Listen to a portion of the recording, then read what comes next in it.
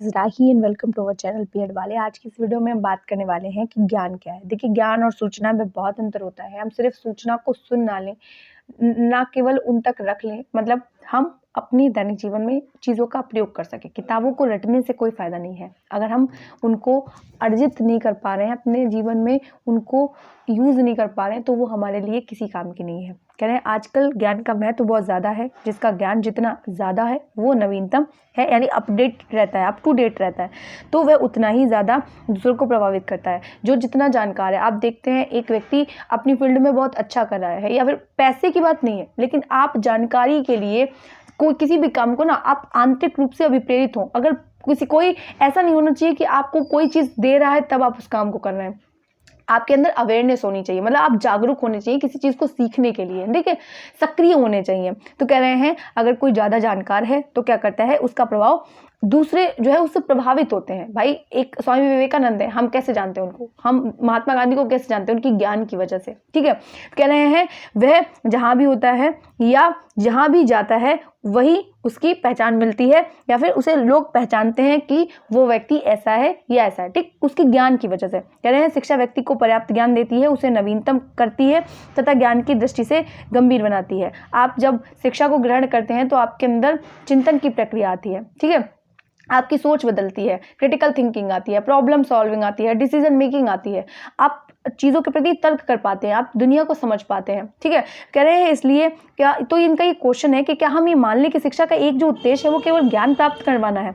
ऐसा हो सकता है क्या? अगर आप के बहुत ज्ञानी व्यक्ति हैं लेकिन आपको किसी से बात करनी नहीं आती, तमीज़ नहीं है किसी से बात करने की, या फिर किसी से अच्छा कम्युनिकेशन नहीं कर पाते हैं, बैठे बैठे सोने लगते हैं, या फिर मतलब कहीं पे भी दुख वाली बात है तो आप हंस रहे हैं, हंसने वाली बात है तो आप दुखी, आपका इमोशनल जो डेवलपमेंट है बहुत जल्दी से आप गुस्सा हो जाते हैं, तो क्या आपका ज्ञान कोई किसी काम में आएगा? है? तो इनका यही क्वेश्चन है कि किसे शिक्षा क्या केवल ज्ञान प्राप्ति के काम आती है? नहीं, ऐसा नहीं है।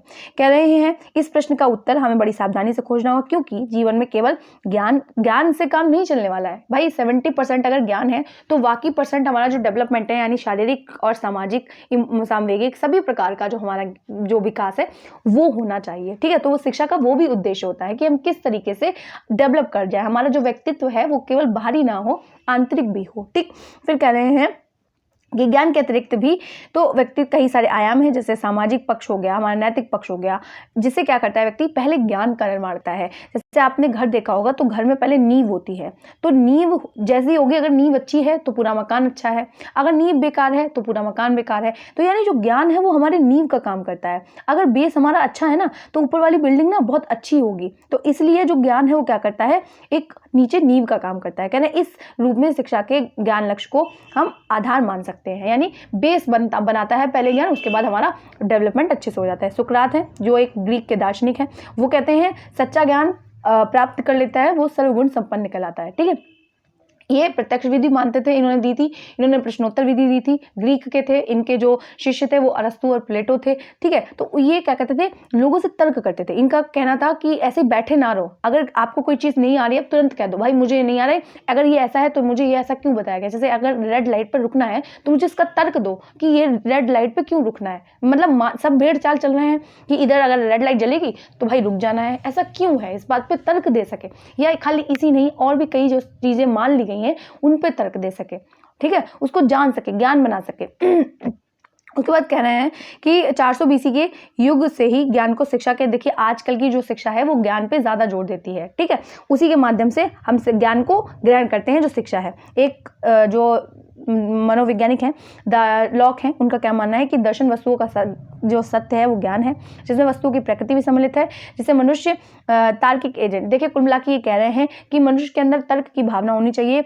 वो तार्किकता के द्वारा पहले अपने अनुभवों को ग्रहण करे और चीज़ों को जाने। फिर देखिए कह रहे हैं हमारा संपूर्ण ज्ञान अनुभवों से प्राप्त होता है, अनुभवों पर ही आधारित है, विचार प्राप्त करने में मुख्य साधन होता है। हमारे पास 5 सेंसेस हैं, एक आँख, कान, नाक, जीभ और त्वचा, ठीक है। हर चीज़ को हम टच करके प्राप्त करते हैं, या आंखों से देख के या सुन के हम चीज़ों को प्राप्त करते हैं। तो क्या है, इसमें इंद्रियां बहुत सहायक होती हैं, हमारी 5 इंद्रियां हैं, ठीक है, सेंसेस का मतलब है। और इसका प्रतिबिंब कैसा है, आंतरिक, और इंद्रियां अनुभव क्या है, वह है जो स्वयं की क्रियाओं से विचारों को मस्तिष्क तक पहुंचाता है। हम अनुभव करते हैं, हमने किसी चीज़ को देखा और मस्तिष्क को कोई ये बात बताई तो हमने उस चीज़ को ग्रहण कर लिया। जैसे ग्रहण करना, विचार करना, संदेह करना, विश्वास करना, तर्क करना, जानना और इच्छा करना, ये सारी चीज़ें सेंसेस के थ्रू हम कर पाते हैं। हम सुनकर ज्ञान को ग्रहण कर सकते हैं, देख कर सकते हैं, और जितनी ज़्यादा हमारी जो सेंसेस हैं वो एक्टिव होंगी, हम अगर प्रैक्टिकली कर रहे हैं, मतलब हाथों से करके देख रहे हैं, तो क्या होगा, हम किसी भी चीज़ को अच्छा कर पाएंगे। ठीक है, अच्छे से कर सकते हैं। उसके बाद अगर हम देखें तो समस्त ज्ञान याद करने के अतिरिक्त कुछ नहीं है, अपितु तुल्यात्मक ज्ञान है, जिसमें हमें गलती होने की संभावना बनी रहती है। प्रत्येक व्यक्ति जानने की इच्छा रखता है, परंतु उसमें से पहले आधा वह रुचि के लिए तथा दूसरा आधा दिखाने के लिए जानना चाहता है। देखिए ये क्या कह रहे हैं कि जो ज्ञान है, समस्त ज्ञान है, वो क्या है, याद रखने के अतिरिक्त कुछ नहीं है। भाई हम चिंतन प्रक्रिया को अपने इतने बेहतर कर लें कि अगर हम कुछ पढ़ें तो ज्ञान को स्थिर रख सकें। ठीक है, अभी तो क्या है, तुलनात्मक ज्ञान है। फिर कह रहे तथा जिसमें गलती होने की संभावना बनी रहती है। प्रत्येक व्यक्ति जानने की इच्छा रखता है, ऐसा कोई नहीं। अगर बच्चे को आप कह रहे हैं कमजोर है, ज्यादा है, नहीं, बच्चा बचपन से ही क्यूरियस है, क्यूरियोसिटी भरी पड़ी है कूट कूट के। आप बच्चे को देखेंगे कुछ भी तोड़ फोड़ के एक बराबर कर रहा होगा, वो जानने की कोशिश कर रहा होगा कि आखिर ये खिलौना चल कैसे रहा है ना। कह रहे परंतु उसमें से पहले आधा वह रुचि के लिए तथा दूसरा आधा दिखाने के लिए जानना चाहता है। फिर कह रहे हैं यदि एक व्यक्ति अपने अनुभवों तथा प्रेक्षण के आधार पर विश्वास को नहीं जानता तो उसका पूरा ज्ञान अधूरा रह जाता है और वह अपने समूह में स्वीकृत नहीं होता। देखिए कह रहे हैं प्रेक्षण के आधार पर विश्वास को नहीं जानता और तो उसका जो है ज्ञान अधूरा रहता है।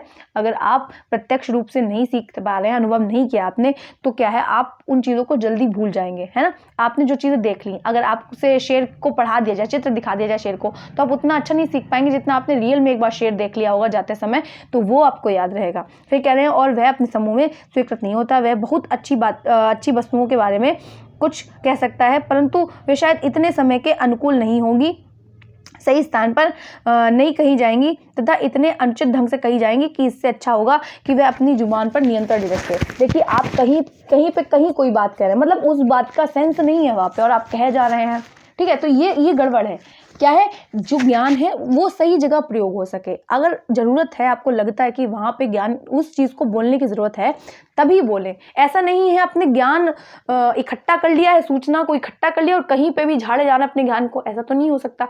जहां पे ज्ञान की जरूरत हो आप वहां पे ज्ञान को दीजिए, ये मेन मोटिव है। ठीक, फिर कह रहे हैं अर्थात विश्व में लोगों को 3 भागों में बांटा गया है। पहले वे जो अपने अनुभवों के आधार पर सीखते हैं, दूसरे वे बुद्धिमान होते हैं, दूसरे वे कह रहे हैं दूसरों के अनुभवों के आधार पर सीखते हैं, वे खुशहाल होते हैं, तीसरे वे जो अपने अनुभवों से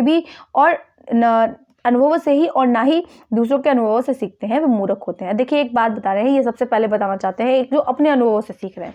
भाई बच्चे ने क्या किया, बच्चे को एक कैंडल दी गई जलती हुई और बच्चे ने उसकी तरफ हाथ किया। ठीक, तो बच्चे ने हाथ किया और उसका हाथ जल गया, आपने उसको जाने दिया, उसका हाथ जल गया।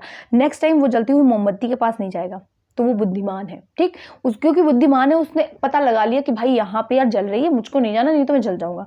दूसरे वो आते हैं जो अपने अनुभवों के आधार पर सीखते हैं। जैसे दूसरे को उसने देख लिया, 2 बच्चे थे कि एक बच्चा गया और एक बच्चे ने अपना हाथ जला लिया, तो दूसरे बच्चे ने देखा कि अरे इस बच्चे का हाथ जला। या फिर हम देखते हैं परिवारों में मम्मी ने छोटे वाले बच्चे को मारा, बड़े वाले बच्चे को समझ में आ गया अगर ऐसा करूंगा तो पिटाई होगी, है ना। तो क्या है, वो लोग कैसे होते, खुशहाल होते हैं। ठीक, तो यानी वो अपने अनुभवों के आधार पर सीखते हैं। दूसरे को देखा, दूसरे को देख के सीख ले ली। तीसरे वो होते हैं वो जो ना अपने अनुभवों के आधार पर सीखते हैं, ना लोगों को देख के सीखते हैं, वो सबसे बड़े मूर्ख होते हैं, वो सीखना ही नहीं चाहते। ठीक है, तो उन्होंने क्या हुआ, ये तीसरा एग्जाम्पल दूं कि बच्चा जा रहा है और वो जो दूसरा वाला बच्चा है वो ना खुद से सीख रहा है और ना ही दूसरों को देख के सीख रहा है, तो वो मूर्ख में आएगा। एक तीसरे हैं जिनका नाम ली है। यह मानना है इनका कि ज्ञान सामान्य बुद्धि के बिना अज्ञानता है, जो विधि है विधि के बिना यह व्यर्थ है, दयालुता के बिना यह अनुपयोगी है, धर्म के बिना यह मृत्यु है, परंतु समान ज्ञान के साथ यह बुद्धिमत्ता है कि विधि से यह शक्ति है, दया से यह लाभकारी है, धर्म से यह गुण जीवन तथा शक्ति है। ठीक, उसके बाद स्पेंसर कह रहे हैं, स्पेंसर का विश्वास है कि ज्ञान विचारों की एकीकृत पूर्ण प्रणाली है। सामान्य व्यक्ति का ज्ञान एकीकृत नहीं हो सकता, संबंधित तथा सुसंगत नहीं होता, जिसका अभिप्राय यह है कि विभिन्न भाग एक दूसरे के साथ जुड़े नहीं होते हैं। इनका कहना है कि एकीकृत है। ठीक, कह रहे हैं विज्ञान हमें एकीकृत ज्ञान का कुछ ही भाग प्रदान करता है। दर्शन शास्त्र स्वयं में एक संपूर्ण एकीकृत ज्ञान है, एक संगठित प्रणाली है जिसका कार्य उच्च सत्य की खोज करना है, जिसके परिणाम स्वरूप यांत्रिकी, भौतिकी, विज्ञान, देखिए हम जब फिलॉसफी पढ़ते हैं तो उसके अंतर्गत सारे ही सब्जेक्ट निहित होते हैं। ठीक है, सारे विषय निहित होते हैं जो हमें नई खोज करने के लिए प्रेरित करते हैं। मैं तो कहती हूँ सभी को जो ना दर्शन शास्त्र पढ़ना चाहिए, और आप किसी भी सब्जेक्ट या किसी भी फील्ड के आपको कहीं ना कहीं दर्शन का कुछ भाग देखने को मिलता है।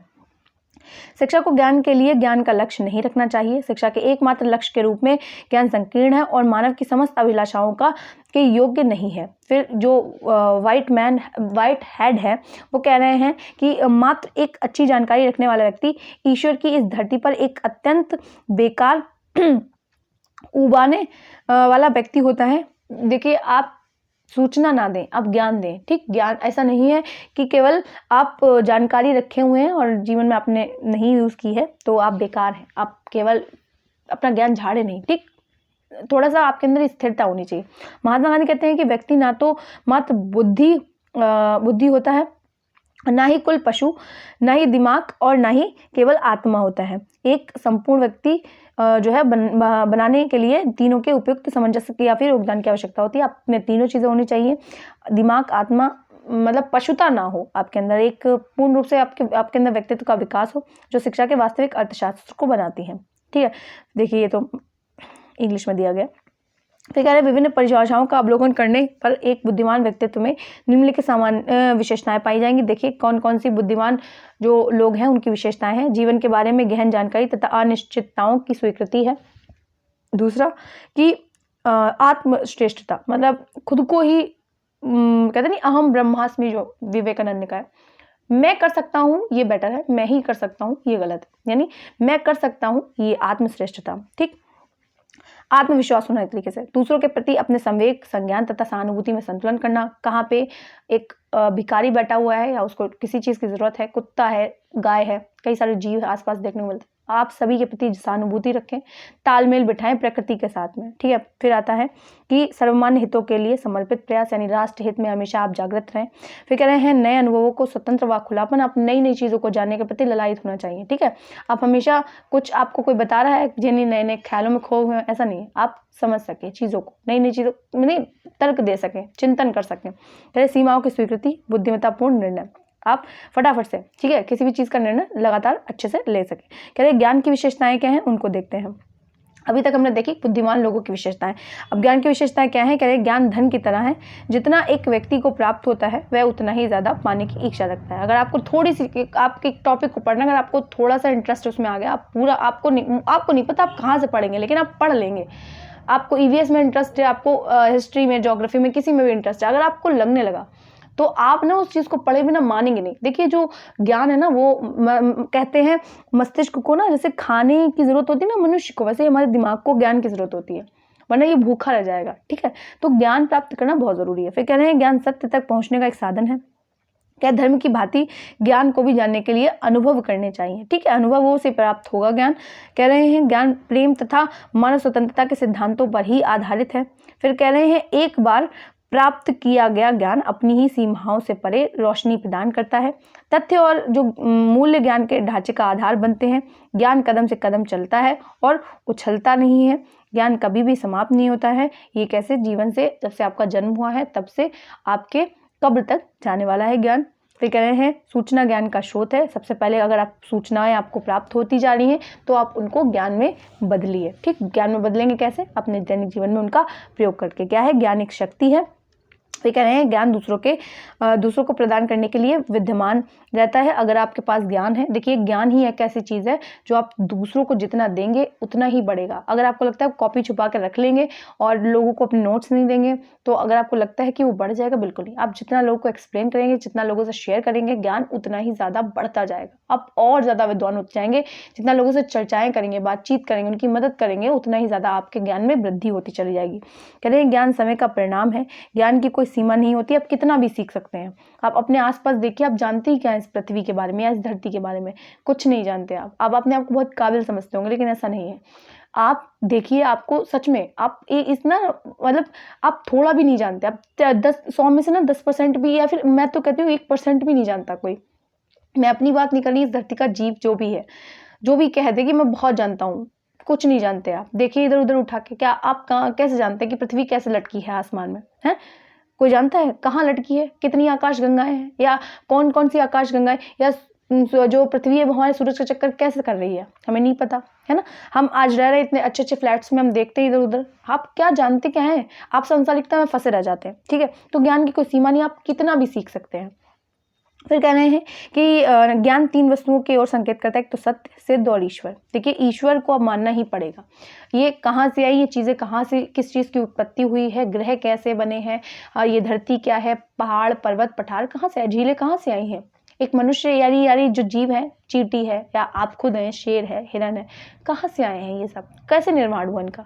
सत्य है, सिद्ध है, ईश्वर है, ठीक है? तीनों पे आश्रित रहता है ज्ञान। कहते ज्ञान शिक्षा का बहुत उत्तम साधन है। भाई शिक्षा का उत्तम साधन का मतलब शिक्षा साथ साथ चलती है, पैरेलल चलते हैं दोनों, शिक्षा के साथ साथ ज्ञान चलता है। कह रहे हैं यह व्यक्ति को जीवन में समायोजन करना सिखाता है कि आप किन परिस्थितियों में खुद को कैसे डालेंगे। समायोजन का सीधा मतलब है यह व्यक्ति और समाज की समृद्धि तथा विकास में सहायक होता है। यह नैतिकता को संतुष्ट करता है तथा मूल मंत्र है स्वयं को जानो। भाई आत्म सिद्धि कह सकते हैं। आप क्यों पैदा हुए हैं बताइए, कहाँ से उत्पन्न हो गए आप? अब लोग कहेंगे माता के वूम्ब से, नहीं, आपकी उत्पत्ति आप अच्छा मरने के बाद एक मनुष्य का जो शरीर है वो कहाँ जाता है? मिट्टी में दफना दिए गए, कहाँ गया वो शरीर? एक चलता फिरता जो मनुष्य था वो आखिर गया कहाँ? एक मनुष्य जलने के बाद कहाँ गया? ठीक, तो ये सारी चीजें आ जाती हैं। यानी स्वयं को जान सकें कि हमारे जीवन का लक्ष्य क्या है। बूढ़ा तो सभी को होना, उत्पन्न होना है, धीरे धीरे उम्र बढ़ेगी, बूढ़े होंगे, मर जाएंगे, क्या ये करने आए हैं? नहीं, एक ऐसा हमारा उद्देश्य होना चाहिए, वो गाना होता है कि बाद तक लोग जान सकें, ठीक है, बाद तक लोग जान सकें आपको, ठीक है, ऐसे काम करके जाना है। जैसे हम आज तक महात्मा गांधी को जान रहे हैं, भगवान श्री रामचंद्र जी, चलिए वो तो भगवान की श्रेणी में आ जाते हैं। अगर हम जाने कि स्वामी विवेकानंद जी हो गए, या फिर हमारे चंद्रशेखर आजाद जी हो गए, भगत सिंह जी हो गए, सुभाष चंद्र बोस हो गए, रानी लक्ष्मीबाई हो गई, हमें कैसे ये नामों को याद रहता है? क्योंकि उनको तो मरे बहुत साल हो गए। मरने का मतलब क्या, कहाँ गए ये लोग बताइए? उत्तर है किसी के पास? नहीं है। तो ज्ञान क्या है? इस बात को जानना, ज्ञान करवाना, ज्ञान का मेन मोटिव यही है कि व्यक्ति को इस बात से अवगत करवाना कि वो उत्पन्न कहाँ से हुआ है, क्या है ईश्वर, परमात्मा क्या है, इन सबको समझ सके। कह रहे हैं यह व्यक्ति को विचारशील बनाता है, सोचने की क्षमता देता है कि किस पक्ष में कैसे आपको तर्क देना है अपना। कह रहे हैं अधिक ज्ञान तो अच्छा है, लेकिन आत्मा को भूखा रखकर नहीं। देखिए ज्ञान आप दे सकते हैं, लेकिन कहते हैं अरस्तु कहते हैं स्वस्थ शरीर में ही स्वस्थ मस्तिष्क का निर्माण होता है। देखिए अगर आप भूखे हैं, एक कहानी है, कविता है, उसमें कहते हैं 3 लोगों को रखा गया और 3 लोगों को जब कोढ़े लगाए गए तो एक के मुंह से निकला राम, दूसरे के मुंह से निकला माओ और तीसरे के मुंह से निकला है कि रोटी। देखिए आयोग ने ये बताया, मतलब जब उनका टेस्ट किया गया तो ये पता चला कि शुरू के जो लोग थे तो उनके पेट भरे हुए थे। पता है क्यों? क्योंकि अगर जो लास्ट वाला व्यक्ति था उसके मुंह से रोटी क्यों निकला? क्योंकि जब आपका पेट खाली होता है ना, सपने में रोटियां ही आती हैं, ठीक है। तो यानी जो ज्ञान है वो तभी आपका स्थिर हो पाएगा जब बिल्कुल फिजिकली मेंटली आप प्रिपेयर होंगे ज्ञान को लेने के लिए। भूख लगी है, पढ़ रहे हैं, तब नहीं आपके दिमाग में जाने वाला। बिल्कुल कोई कहीं दर्द है शरीर में, ज्ञान आपको प्राप्त नहीं ठीक ढंग से हो सकता। अरस्तु का कहना है आप सभी तरीके से पूर्ण रूप से स्वस्थ होंगे, अच्छा खा रहे होंगे, अच्छा पहन रहे होंगे, ठीक है, तो फिर क्या होगा, आपका जो ज्ञान है वो स्थिर रह सकेगा और लंबा चल सकेगा और आप ज्ञान को ग्रहण कर पाएंगे। तो भूखा रहकर जो है वो कोई ज्ञान प्राप्त नहीं होता। फिर कह रहे हैं ज्ञान एक मानसिक आधार है, एक निहित शक्ति है। फिर कह रहे हैं ज्ञान मानव को प्रसन्नता का साधन है कि आप जितना ज्ञान प्राप्त करेंगे आपकी प्रसन्नता बढ़ती जाएगी। क्योंकि भाई जो लोग हैं उनके अंदर खुद ज्ञान की कमी है। आप जितना ज्ञान एकत्र कर पाएंगे उतना लोगों तक पहुंचा पाएंगे, है ना, तो आपकी भी प्रसन्नता बरकरार रहेगी। फिर कह रहे ज्ञान में मानव कल्याण की भावना निहित होती है कि अगर आप ज्ञानी एक व्यक्ति हैं, भाई जो भगत सिंह हैं उनको ज्ञान था ना तो वो राष्ट्र हित की सेवा में निहित थे। जिनको ज्यादा नहीं मतलब ज्ञान की प्राप्ति हो जाती है वो लोग जो है लगातार जो है प्रगति पे रहते हैं, लोगों की मदद करने पे रहते हैं, राष्ट्र हित में निहित रहते हैं। फिर कह रहे हैं अतः ज्ञान की इच्छा अमीरों की प्यास के समान है, जो प्राप्त करने के साथ साथ बढ़ती जाती है। इस जीवन में स्वस्थ तथा गुणों के पश्चात सबसे आवश्यक क्या है? ज्ञान है। स्वास्थ्य तथा गुणों के पश्चात क्या है? ज्ञान है। ज्ञान के बीज को एकांतवास में रोपित किया जाता है, परंतु इसकी उन्नति सार्वजनिक रूप से होनी चाहिए। आप पढ़ना शुरू कर दीजिए, ठीक है, सूचना को ग्रहण करना शुरू कर दीजिए, लेकिन जब तक आप लोगों से मिलेंगे नहीं, एक कमरे में बंद रहेंगे, सामाजिक नहीं होंगे, यानी सोशल जो आपका इंटरेक्शन है, यानी सामाजिकता जो है वो आपकी बेहतर होनी चाहिए। आप जितने ज़्यादा लोगों से मिलेंगे उतना ज़्यादा आपका ज्ञान बढ़ेगा। लोगों से चर्चा कीजिए, आप अलग अलग लोगों से मिलिए। तो क्या है, ये कह रहे हैं जैसे अमीरों को पैसे की भूख होती है ना, वैसे ही इस शरीर को ज्ञान की भूख है। आप सीखने पे, और हर बच्चा सीख सकता है, ऐसा कोई बच्चा नहीं है जो सीखने के लिए पैदा नहीं हुआ है। हर व्यक्ति, इस धरती का हर प्राणी, ठीक है, सीखने के लिए पैदा हुआ है, ठीक। तो भाई कुत्ता बिल्ली भी सीखते हैं, ऐसा नहीं है नहीं सीखते, वो भी सीखते हैं अपने अनुभवों से, ठीक है। फिर कह रहे ज्ञान के कुछ सिद्धांत हैं। तो कह रहे ज्ञान के सिद्धांत ज्ञान के प्रकार पर आधारित हैं। जैसे सबसे पहला है आधुनिक सिद्धांत। तो कह रहे हैं प्रायोगिक सिद्धांत इंद्रियांगों के द्वारा अनुभव की सहायता से प्राप्त किए गए ज्ञान पर आधारित है। ये जो आधुनिक सिद्धांत है वो इंद्रियों के द्वारा अनुभवों से प्राप्त किए ज्ञान पर आधारित है। यह ज्ञान एक ऐसा सिद्धांत है जो ज्ञान को प्राप्त करने में इंद्रियों के संयोग पर बल देता है। तो यह अनुभव अगर हम ले रहे हैं तो इंद्रियों द्वारा ही तो ले रहे हैं, तो वो सहायता करता है ज्ञान को एकत्र करने में। जो हमारी इंद्रियां, सबसे अधिक प्रायोगिक व्यक्ति शायद दार्शनिक तथा अध्यापक है। हम गणित तथा भौतिक विज्ञान के सिद्धांतों का सार्वभौमिक तथा विश्वस्त ज्ञान प्राप्त कर सकते हैं, और यह केवल तथ्य का ज्ञान है और केवल तथ्यों के प्रारूप तथा क्रमबद्ध संगठन का ज्ञान है, ठीक। अगला देखिए, कह रहे हैं मध्य युग में क्या हुआ, अंग्रेज जो दार्शनिक एक थे जिनका नाम था जॉन लॉक, जिन्होंने बच्चे को टेबुलर रासा कहा है, खाली कोरी तख्ती कहा है, लेकिन ऐसा होता नहीं है। बच्चे अपने अनुभव और ज्ञान को लेकर आए हैं। कह रहे हैं ने अनुभववाद को पुनः चेतना प्रदान करने के लिए इस तथ्य पर बल दिया कि जन्म के समय मनुष्य का मन एक सपाट स्लेट की बात होता है। देखिए मैंने कहा, इन्होंने टेबुलर रासा कहा, इन्होंने कहा बच्चा कुछ भी लेके पैदा नहीं होता है, लेकिन ऐसा नहीं है। बच्चे एक्सपीरियंस लेके आते हैं, अपना सीखने की क्षमता लेके पैदा होते हैं, लेकिन इन्होंने कहा कि बच्चा क्या है, सपाट स्लेट है, कोरी तख्ती है, जिन पर अनुभव की सहायता से कुछ भी लिखा जा सकता है, कि आप बच्चे को जिस डायरेक्शन में मोड़ोगे उस डायरेक्शन में वो मुड़ेगा, ठीक है।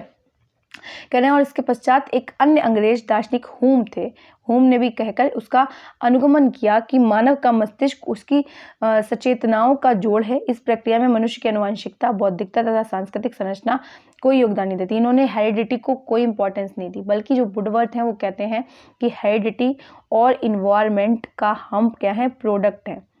भाई एडिटिव नहीं है, गुणात्मक है, यानी कहीं पे हेरिडिटी ज़्यादा इंपॉर्टेंट होगी, कहीं पे इन्वायरमेंट। देखिए यहाँ पे बहुत ही कम % लोग होते हैं जो मूर्ख होते हैं, बहुत ही ज़्यादा % लोग होते हैं जो हाई IQ के होते हैं। बाकी सारा सबका IQ जो है वो 90 से 110 का होता है। हमें हेरिडिटी से कुछ गुण मिलते हैं, फिर हमें इन्वायरमेंट मिलता है, तब जाके हम कुल मिला के विकसित हो पाते हैं।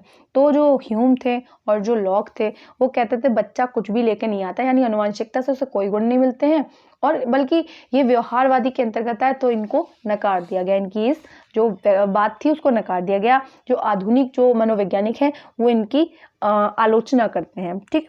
तर्कवाद का सिद्धांत, तर्कवाद एक निश्चित करता है कि तर्क ही ज्ञान का एकमात्र स्रोत है। देखिए अगर आपको तर्क करना नहीं आता तो आप ज्ञानी व्यक्ति कभी बन नहीं सकते। आपको तर्क करना आना चाहिए, ऐसा नहीं कि आप किसी भी व्यर्थ चीज पे तर्क कर रहे हैं। एक पता होना चाहिए कि उससे आपको क्या, मतलब अपना समय बर्बाद नहीं करें। आपको पता होना चाहिए कि आप किस चीज पे तर्क कर रहे हैं, ठीक है, और उससे आपको क्या बेनिफिट होगा। यानी इंद्रियों के द्वारा केवल कच्चा माल प्रदान किया जाता है, जिसको आकार देने का कार्य तर्क के द्वारा किया जाता है, ठीक है। इंद्रियां क्या करती, कच्चा माल देती हैं और आप तर्क के द्वारा उसको ठोस बना पाते हैं। कहते कच्चे माल का स्वयं में कोई ज्ञानात्मक मूल्य नहीं है, वह तब तक मृतक रहेगा जब तक इसे तर्क के छूने से रोशन ना किया जाए।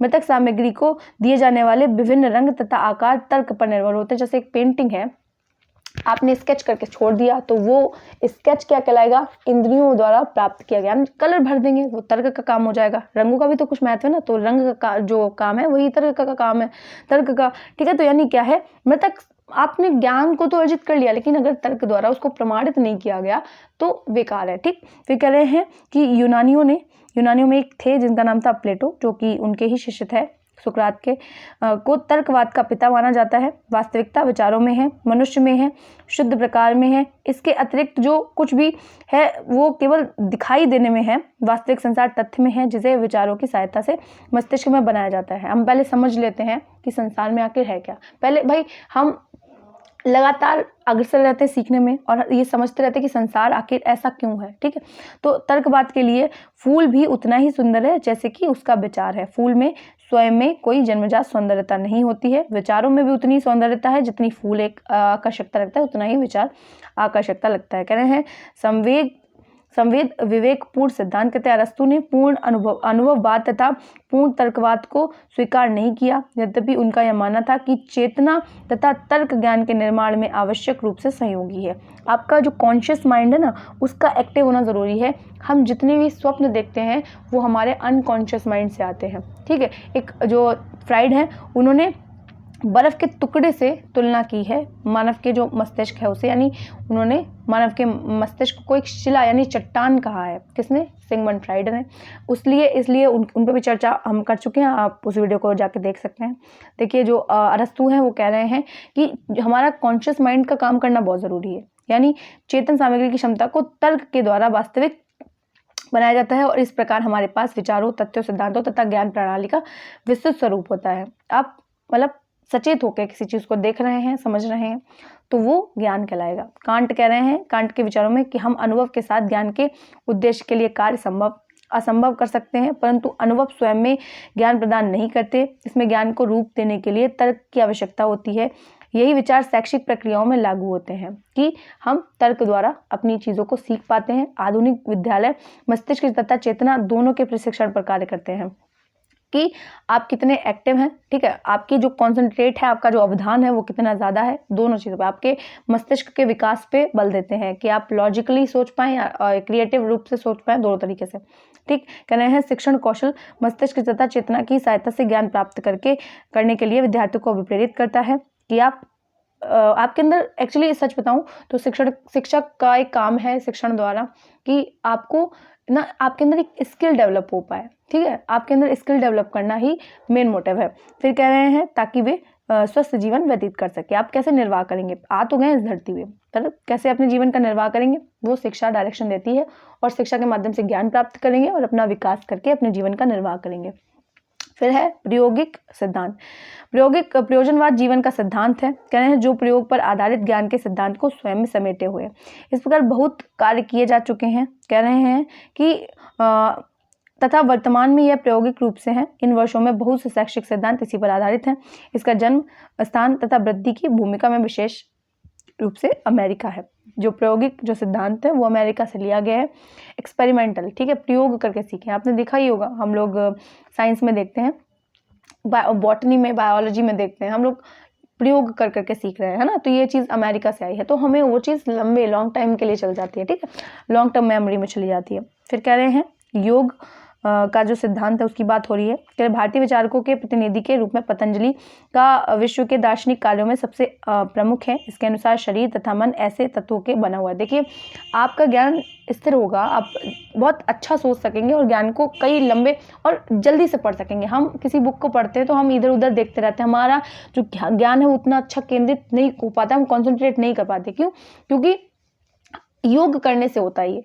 आप योग करेंगे तो हमारे अंदर भीतर 60 चक्र पाए जाते हैं, उनको जागृत किया जा सकता है। हम कॉन्सेंट्रेट, जैसे सुबह उठ के अगर हम मेडिटेशन करें तो हमें क्या है, अच्छे से ज्ञान की प्राप्ति हो सकती है। हम अपना ध्यान केंद्रित कर सकते हैं एक जगह पे। कहते हैं जो उत्तेजना के स्रोत बनते हैं वे केवल आत्मा के लिए विद्यमान है, जो कि अटल सत्य है और उनका प्रभाव उसी क्षण दिखाई देता है जब आत्मा स्वयं को अनुभव करती है, तब स्वतंत्र हो जाती है। मस्तिष्क की एक प्रमुख विशेषता है कि वह चंचल है। इसके साथ साथ उसमें अज्ञानता, जो भी शारीरिक तथा मानसिक विचलनों की जड़ है। योग का उद्देश्य इस मानसिक चंचलता को नियंत्रित करना है तथा इस मस्तिष्क को एक बिंदु पर केंद्रित करना है। ठीक है, योग क्या है? हम मेडिटेशन करते हैं, हम देखते हैं, और आप श्रीमद् भागवत उठा के देखेंगे, उसमें भी आप देखेंगे कि उसमें योग के बारे में दिया गया है। आप देख सकते हैं उसमें कि आप जो है अपनी आंखों को अपने माथे के पास कंसंट्रेट करें और सुबह उठ के सबसे पहले प्रातः काल में आप क्या करें, मॉर्निंग में जल्दी उठ जाएं, मतलब सूरज के उगने से पहले उठें और कंसंट्रेट करें। तो आप मतलब बिल्कुल शांति में, कुछ नहीं, खुद को जानने की कोशिश करें कि आपके अंदर से क्या आवाज़ें आ रही हैं। वॉइस नहीं, आपको शायद ये सुनने में अजीब लगेगा, लेकिन हाँ, दर्शन हमारा यही कहता है कि मेडिटेशन कीजिए, खुद को जानने का प्रयास कीजिए, तो आपका कंसंट्रेशन जो है वो हाई हो जाएगा। कहते हैं योग का उद्देश्य इस मानसिक चंचलता को नियंत्रित करना है। भाई हमारे अंदर कई तरीके के विचार हैं, उनको नियंत्रित कर देती है योग। ठीक, बिल्कुल शांति से, किसी की बातों को नहीं सुनना। देखिए ये दिन में नहीं हो सकता, क्यों? क्योंकि आसपास शोर शराबा, या तो आप रात में कर सकते हैं, रात में तो पॉसिबल नहीं होता, तो आप मॉर्निंग में जब उठें 4 बजे तो उसको कर सकते हैं। इससे आपका जो कॉन्सेंट्रेट है वो हाई होगा। फिर कह रहे हैं तथा इस मस्तिष्क को एक बिंदु पर केंद्रित करना है और सभी बुराइयों की जड़ अज्ञानता को खत्म करना है, मोह माया से मुक्त हो जाना है। फिर कह रहे हैं यह केवल वैराग्य की चेतना के विकास से संभव है और इसके लिए कुछ ऐसी शारीरिक मानसिक क्रियाएं करवाई जाए जिससे केंद्रीयकरण की सहायता से मानसिक सचेतना को उच्च स्तर तक ले जाया जाए। सच बता रही हूँ, मेडिटेशन के थ्रू आप इतना ज़्यादा कंसंट्रेट कर जाएंगे कि आपको ज्ञान फिर प्राप्त करने के अलावा और कुछ दिखने नहीं वाला संसार में, फिर समझ लीजिए वैरागी हो जाएंगे आप। फिर कह रहे हैं जब एक योगी इस उच्च स्तर को प्राप्त करता है तो वह मनुष्य तथा वस्तु दोनों के बारे में सब कुछ भूल जाता है। देखिए आप स्वामी विवेकानंद का उदाहरण सबसे अच्छा ले सकते हैं। देखिए वो एक योगी ही थे, समझिए क्यों? क्योंकि हालांकि वो तकनीकी जो शिक्षा थी उस पर भी ज़्यादा जोर देते थे, लेकिन उनका मानना था कि जो लोग हैं उनको शास्त्र पढ़ाया जाए, उनको रामायण है, महाभारत, पुराणों से अवगत करवाया जाए, जो हमारी प्राचीन जो संस्कृति कल्चर चला आ रहा है उससे अवगत करवाया जाए। लेकिन वो तकनीकी शिक्षा को भी बढ़ावा देते थे। पता है क्यों? क्योंकि वो कहते थे कि लोग जो है वो अपने जीवन का निर्वाह कैसे करेंगे। वो दोनों तरीके की शिक्षा को बढ़ावा देते थे। वो कहते थे कि बालक को सभी प्रकार की शिक्षा दी जानी चाहिए। उन्होंने कहा है यहाँ कायर लोगों की कोई ज़रूरत नहीं है। अगर कोई सीखना नहीं चाहता, कोई डर की वजह से किसी से कुछ पूछता नहीं है, तो उसकी ज़रूरत नहीं है। जो सीखने के प्रति अवेयर है, सक्रिय है, उसकी ज़रूरत है इस पृथ्वी पर। ठीक है, तो ये विवेकानंद का कहना था। ज्ञान के प्रकार की बात करें तो ज्ञान सदा निर्णय के रूप में प्रदर्शित होता है। इसके अंतर्गत किसी भी तत्व को स्वीकृत किया जा सकता है या नकारा जा सकता है, परंतु यह आवश्यक नहीं है कि प्रत्येक निर्णय ज्ञान हो। विस्तृत दृष्टिकोण में ज्ञान 2 प्रकार के होते हैं। एक तो कौन सा है? सार्वभौमिक ज्ञान। दूसरा क्या है? अनुभवजन्य ज्ञान। देखिए पहला कौन सा ज्ञान है? तो सार्वभौमिक ज्ञान कौन सा है? कुछ ऐसे निर्णय भी होते हैं जिन पर एक क्षण के लिए भी संदेह नहीं होता, हम फटाफट से किसी चीज़ के प्रति अपना डिसीजन ले लेते हैं। ये भौतिक शास्त्र के आधार पर सिद्धांत गणित में पाए जाते हैं, है ना। फिर कह रहे हैं ऐसे ज्ञान का अस्तित्व तत्व मीमांसा में आता है। भाई दर्शन के भी तो कुछ प्रकार है, कुछ प्रकारों में बांटा गया है। इनमें कोई भी निर्णय ऐसा नहीं होता जिसमें मन कारक तथा प्रभाव के संबंध को ना जाने। हम फटाफट से किन्हीं चीज़ों का डिसीजन ले लेते हैं, हमें टाइम नहीं लगता। कहते हैं ज्ञान बनाने के लिए एक संश्लेषणात्मक निर्णय आवश्यक होना चाहिए।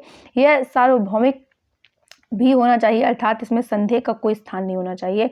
आप अगर संदेह में बने रहेंगे तो वो मामला होगा नहीं। अगर जिस चीज़ पे आपने डिसीजन ले लिया, उस चीज़ का डिसीजन ले लिया। कहते हैं सार्वभौमिकता तथा आवश्यकताओं का स्रोत इंद्रिय ना होकर होने का कारण उनकी सूझबूझ होती है। हम अनुभव के बिना यह जानते हैं कि एक त्रिभुज के 3 कोणों का योग 2 समकोणों के योग के बराबर होता है।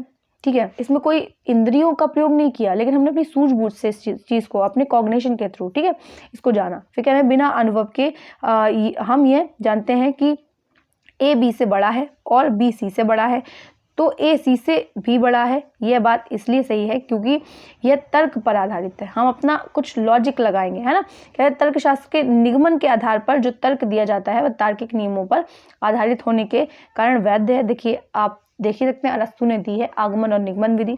ठीक है, पहले एग्जाम्पल टू रूल जाते हैं तो आगमन विधि का प्रयोग करते हैं, नियम से अगर हम लोग एग्जाम्पल की तरफ जाते हैं तो निगमन विधि का प्रयोग करते हैं। कहते हैं बहुत से कथन कहावतें तथा कथित सत्य जिनका हम दैनिक जीवन में प्रयोग करते हैं वे क्या है? सार्वभौमिक ज्ञान के अंतर्गत आते हैं। देखिए दूसरा क्या है? दूसरा है प्रायोगिक ज्ञान। यानी कहते हैं प्रायोगिक ज्ञान अनुभवों से प्राप्त होता है, यह हमें सूचना देता है। उदाहरण के लिए हम कह सकते हैं एक वस्तु में इस प्रकार के गुण होते हैं या वह इस प्रकार से व्यवहार करता है। अन्य शब्दों में ऐसे निर्णय सार्वभौमिकता पर आधारित नहीं होते, इनकी स्वीकार्यता तर्क पर आधारित नहीं होती है। जैसे कि यह किसी भी गणतव्य सूत्र को स्वीकार करने के लिए बाध्य करते हैं। हम यह नहीं कह सकते कि एक श्रेणी की कुछ वस्तुओं में कुछ विशेष गुण पाए जाते हैं इसलिए सभी में ये गुण पाए जाते हैं। ऐसा क्या है? वैज्ञानिक नहीं होता।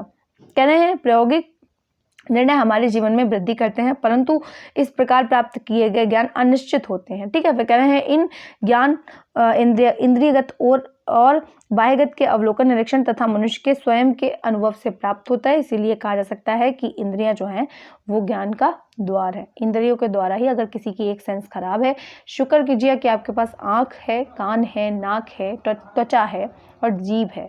ठीक है, सभी कुछ अगर आपके पास है तो आप खुश नसीब हैं, क्योंकि कुछ लोगों के पास ये नहीं होता ना। अगर आंखें नहीं है तो आपके पास देखने का सेंस नहीं है। आप बहुत सारी चीज़ें ऐसे हैं, हाँ, हालांकि इंसान उतना नहीं कर सकता, मैं मान सकती हूँ, हो सकता है कर भी सकता है, लेकिन अगर आपका एक भी सेंस खराब है तो आपको सच में दिक्कत हो जाती है।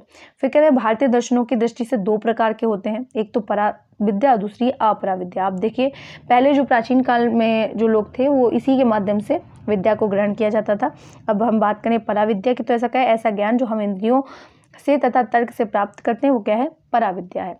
फिर कह रहे हैं ये बाह्य भौतिक संसार से संबंधित है। हमारा ज्ञान जो है वो जगत के विचारों पर, अनगिनत मस्तिष्कों के अनुभवों पर का जो है वो परिणाम है। फिर कह रहे हैं अपरा में क्या जाता है, कह रहे हैं अधिगम का अंतिम पड़ाव परमात्मा को जानना है, अर्थात प्रकृति। देखिए, जो परा है वो काम करता है कि भौतिक संसार की जो चीज़ें हैं, जो टेक्नोलॉजी है, जो उन चीज़ों को जान सके कि समाज में कैसे नियम है, जैसे कैसे कानून है, कैसे में चलना है, उन सब को फॉलो करना। लेकिन अपरा में क्या है, हम भगवान को जान सके, परमात्मा को जान सकें, अर्थात आध्यात्मिकता की झलक पाना। जो अपरा है आध्यात्मिकता के बारे में ज्ञान से संबंधित है। ये ज्ञान मानव प्रकृति का सर्वोच्च ज्ञान है। ये ज्ञान व्यक्ति के स्वयं को जानने, आत्मा से तथा परमात्मा से संबंधित है। ठीक है, कुछ अन्य प्रकार हैं, उनको भी हम लोग डिस्कस करते हैं कि ज्ञान के अन्य प्रकार कौन कौन से हैं। तो पहला है सहज बोध, या हम कह सकते हैं अंतःप्रज्ञा। अंतःप्रज्ञा का मतलब है इंट्यूटिव नॉलेज, यानी संपूर्ण ज्ञान विचारों के माध्यम से प्राप्त किया जाता है तथा सबसे निश्चित ज्ञान हमारे विचारों की सहमति तथा असहमति से संबंधित होने के अतिरिक्त और कुछ नहीं है। ठीक है, हम जिस पर मतलब राजी हो जाते हैं, जिन चीज़ों पर नहीं राजी होते हैं, यानी हम अंतःप्रज्ञा का मतलब है एक तरीके से आप खुद से डिसीजन ले सकें। ठीक है, आप खुद से जान सकें, ठीक है, चीज़ों को। फिर कह रहे हैं हम देखते हैं कि सफ़ेद काला नहीं है, अर्थात काले का विचार तथा सफ़ेद का विचार एक दूसरे से सहमत नहीं होते हैं। तो हमें कैसे पता, यही अंतःप्रज्ञा। मस्तिष्क एकदम से यह अनुभव करता है कि काला सफ़ेद नहीं है, यानी ठीक है, सफ़ेद काला नहीं है। ऐसा क्यों पता चले, हम साइज की ये गेंद है और ये बॉक्स है, हमें कैसे पता चल रहा है। कह रहे हैं वर्ग एक त्रिभुज नहीं है, 3 2 से बड़ा है, ये कैसे पता, हमारी अंतःप्रज्ञा के कारण। कह रहे हैं यह सब स्पष्ट तथा निश्चित ज्ञान है, इसे सिद्ध करने की आवश्यकता नहीं है और ना ही इसे सिद्ध किया जाता है। इसके लिए कोई विरोध नहीं करता। भाई सबको पता है कि 3 और 3 9 होते हैं, सॉरी 3 और 3 6 होते हैं, तो इसका कोई विरोध नहीं करेगा, सब मान लेंगे। ठीक है, कि ये लाल कलर है, ये काला कलर है, जिसको जो नाम दे दिया गया उस नाम से जाना जाएगा। हम स्वयं इसके साक्षी हैं। प्रत्यक्ष अंतःप्रज्ञा की निश्चितता इस बात पर निर्भर करती है कि हमारे ज्ञान के साक्षी क्या है। फिर अगला देखें तो प्रदर्शित ज्ञान है कि कभी कभी हमारा मस्तिष्क यद्यपि दो विचारों में तुरंत ही सहमति असहमति प्रकट करने में असमर्थ होता है, तो उस समय वह अप्रत्यक्ष रूप से उन विचारों में एक दूसरे के साथ, अन्य के साथ तुलना करके उसमें सहमति तथा असहमति स्थापित करता है। इस प्रकार अन्य विचारों के हस्तक्षेप से प्राप्त किए गए ज्ञान तर्कपूर्ण तथा प्रदर्शित ज्ञान कहलाता है। कह रहे हैं इसके साक्ष्य निश्चित होते हैं, यद्यपि इसके साक्ष्य इतने स्पष्ट और सुसंगत नहीं होते जिसमें अंतःप्रज्ञा हो। फिर कह रहे हैं ऐसा प्रदर्शन गणित में प्रयोग किया जाता है जहां अन्य विचारों की सहायता से दो विचारों की सहमति और असहमति स्थापित की जाती है।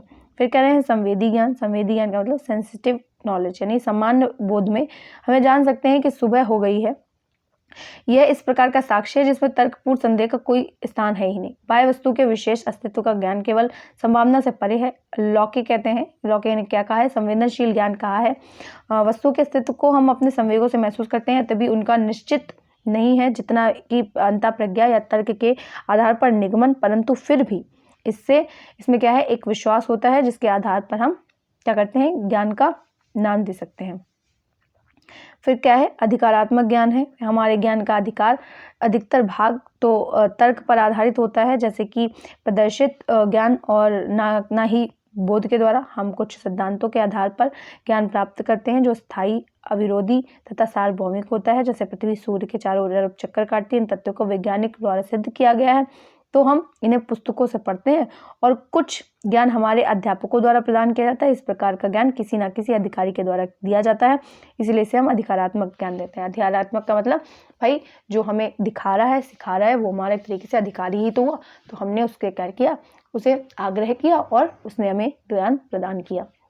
हमें मानना ही पड़ेगा, ठीक है। किसी एक पे तो भरोसा कर सकते हैं ना, तो मान लीजिए, ठीक है। फिर कह रहे हैं क्रियात्मक ज्ञान, यानी कभी कभी हमारे निष्कर्ष अनुभव पर आधारित होते हैं। कह रहे हैं इस प्रकार का ज्ञान प्रयोजनवाद के दर्शन पर आधारित है, और हमारी जो एजुकेशन है वो भी प्रयोजनवाद, जो हमारे जॉन डुई हैं वो भी पूरा प्रयोजनवाद ही मानते हैं। फिर कह रहे हैं अर्थात जॉन डुई के विचारवाद पर आधारित है। यह ज्ञान व्यक्ति के अनुभव, प्रयोग, निरीक्षण के आधार पर होता है और यह व्यक्तिगत होता है। इसके साथ ही साथ यह ज्ञान व्यक्ति के सामंजस्य में सहायता प्रदान करता है। क्रियावाद की यह मूलभूत मान्यता है कि विचार तथा विश्वास जीवन के उपकरण है। यह व्यक्ति की इच्छाओं की संतुष्टि के साधन है। वे कार्य की योजनाओं में सहायक हैं। जो ज्ञान लाभदायक व उपयोगी है वह क्रियात्मक ज्ञान है। फिर कह रहे हैं श्रुति ज्ञान। श्रुति ज्ञान का क्या मतलब है?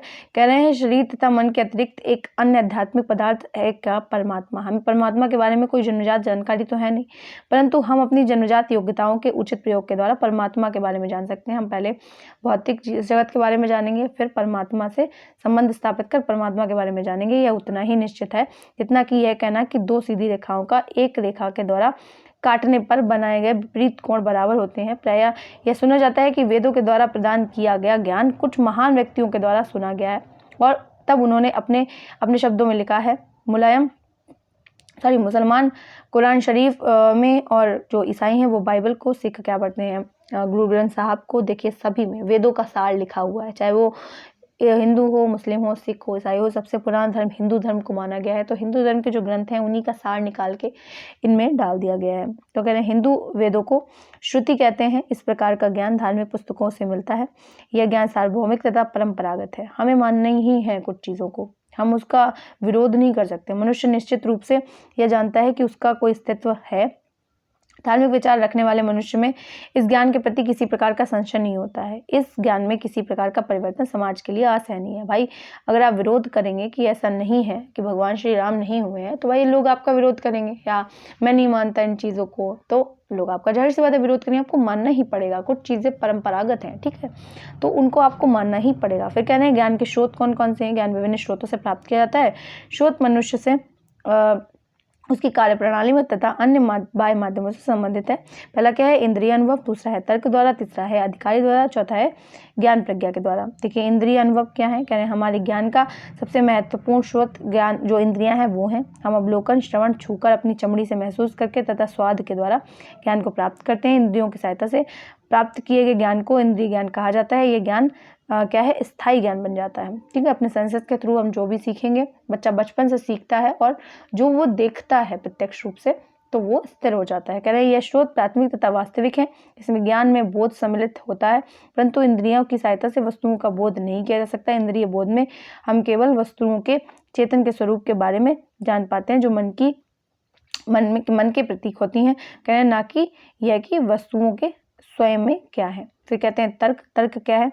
तो कह रहे हैं कि तर्क ज्ञान का द्वितीय स्रोत है। तर्क की सहायता से प्रत्येक व्यक्ति अनुभव प्राप्त करता है और धीरे धीरे यह ज्ञान बन जाता है। अनुभवों का हमारा जो संसार है तथ्यों के क्रम या प्रकृति पर निर्भर करता है। जैसा हम उन्हें देखते हैं उनका प्रारूप हमारी बौद्धिक शक्ति पर निर्भर करता है, इसके विपरीत नहीं, जैसा अनुभववादी मानते हैं। तर्क बुद्धि की ओर संकेत करता है। बुद्धि का कार्य कल्पना करना, सोचना, विचारना तथा तर्क देना है। तर्क मानसिक तथा बौद्धिक प्रक्रियाएं हैं। इस प्रक्रिया के माध्यम से मनुष्य अपना कोई मत बनाता है और या किसी निष्कर्ष पर पहुंचता है।